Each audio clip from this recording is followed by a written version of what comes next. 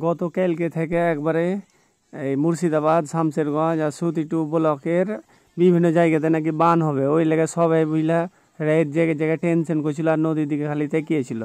এই খবর খালি আমি মোবাইলে ফেসবুকে দেখছিল। যে আমার বুঝতে পারলাম মনটা সেই কালকে থেকে কেমন কেমন করছিল যে নদী খানটা একটু দেখে আসি।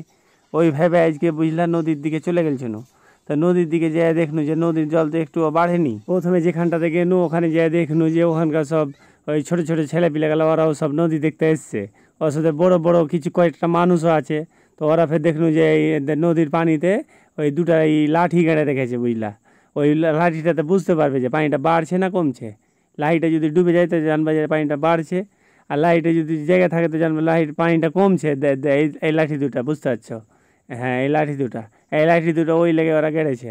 আর এই পাশখানটাতে দেখো, এই পাশখানটাতে এই ছেলেগালা এরাও লদ্দির জল দেখতে এসছে।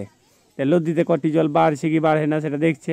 আর বড় বড় মানুষগুলো ওরা ভাবছে, টেনশন করছে খুবই যে যদি বান হয়েই যায় তাহলে তো খুব অসুবিধা হবে। আর ছোটো ছোটো ছোটাগালা আছে, ওরাকে খুব মজা লাগছে। ওরা চাইছে যে বান হয়ে যাক। ওরা তো বান দেখেনি, কি কষ্ট, কোনখানে হাঁকবে কোনখানে মুদবে ওরা তো জানে না। যে ওই নদীর ঘাট থেকে অন্য ঘাটে চলে গেলেন। তো অন্য ঘাট যেতে যেতে রাস্তাতে দেখলু যে কয়েকটা ছোটো ছোটো ছোড়া আছে আর একটা বড় লোক আছে। ওই লোকটা দেখি মাছ ধরছে।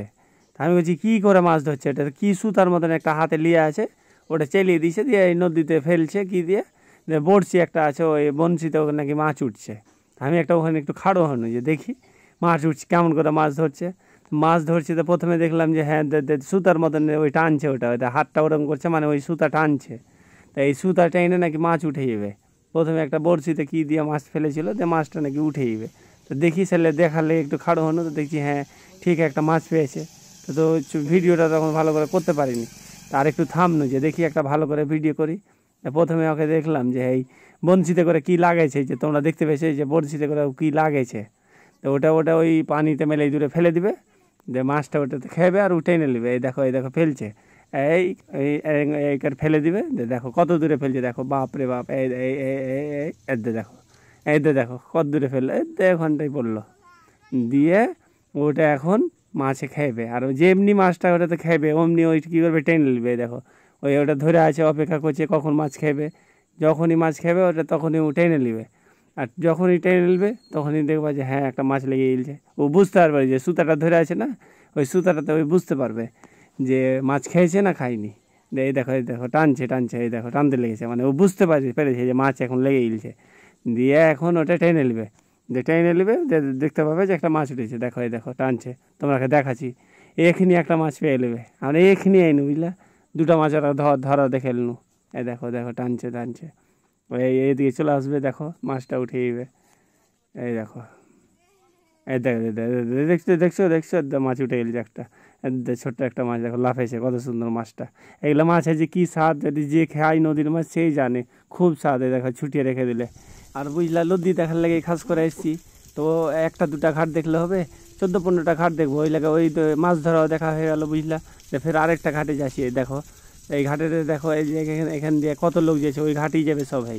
ওইখানে একটা বিএসএফের ক্যাম্পও আছে। আমি ছোটোতে আসতো, তো ওইখানে বিএসএফের ক্যাম্প আছে, একটা ফুটবল খেলা মাঠ আছে। ফুটবল খেলা দেখতে যেত আগে। আর বিএসএফ খেলা থাকতো, তো আমাকে ভয় লাগতো। দেখো কত লোক এখন সবাই লদ্দি দেখতে এসছে। এরা সব খুবই টেনশন করছে যে যদি বান হয়ে যায়। ওই লেগে লদ্দি দেখতে এসছে এরা, যে কী করা যায়, কটি পানি বাড়লো কি কটি কমলো, সব ওগুলোই সব গল্প করছে বুঝলা। কেউ বললো যে, কেউ কইছে যে বাড়লো, কেউ কইছে যে না কমেছে, কেউ বলছে বান হবে, কেউ বলছে না হবে না। ওগুলো নিয়ে কইছে। আর এদিকে দেখো এরা ফুটবল খেলছে।